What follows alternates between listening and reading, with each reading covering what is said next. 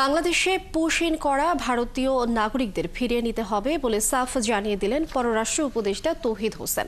ভারতের সঙ্গে স্বাক্ষরিত চুক্তিগুলোর কোনোটি এখন পর্যন্ত বাতিলের কোনো সিদ্ধান্ত হয়নি বলেও জানান তিনি। বিকালে পররাষ্ট্র মন্ত্রণালয় সাংবাদিকদের প্রশ্নের জবাবে উপদেষ্টা তৌহিদ হোসেন কথা বলেন। পররাষ্ট্র সচিব ব্যক্তিগত কারণ দেখিয়ে দায়িত্ব থেকে সরে যেতে চান বলেও জানান তিনি। রিপোর্ট করছেন সুফিয়ান ফারাবী। বাংলাদেশি সন্দেহে দেশের বিভিন্ন সীমান্তে নিজ দেশের নাগরিকদের পুশ-ইন করছে ভারত। মিয়ানমারের রাখাইন রাজ্যে ত্রাণ তৎপরতা চালাতে মানবিক করিডোর খোলা নিয়ে চলছে আলোচনা সমালোচনা। অস্থিরতা চলছে পররাষ্ট্র মন্ত্রণালয়ের সচিবের দায়িত্বে থাকা বা না থাকা নিয়েও। এসব প্রশ্নের উত্তর দিতে দীর্ঘদিন পর গণমাধ্যমের মুখোমুখি পররাষ্ট্র উপদেষ্টা তৌহিদ হোসেন।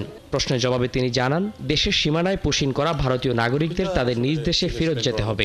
সেই সাথে ভারতের সঙ্গে স্বাক্ষরিত সকল চুক্তি এখনো বলবৎ রয়েছে বলেও জানান তিনি। আমরা তো নর্মালি পুশব্যাক করি না, তবে বিষয়টা হলো যারা ভারতীয় নাগরিক বলে প্রমাণিত তাদেরকে অবশ্যই তাদেরকে ফেরত নিতে হবে।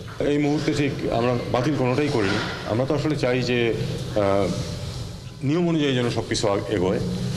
দেখা যাক আমরা কত রুগী করতে পারি। পররাষ্ট্র সচিব জসিমউদ্দিনকে নিয়ে নানা আলোচনার জবাবে উপদেষ্টা জানান, ব্যক্তিগত কারণে তিনি তার পদ থেকে সরে যেতে চান। বিভিন্ন কারণে নিজে থেকে এখান থেকে সরে যেতে চান এবং আমরা তাকে সরে যেতে দিচ্ছি। সরে যেতে চান মানে এই দায়িত্ব থেকে চলে যেতে চান।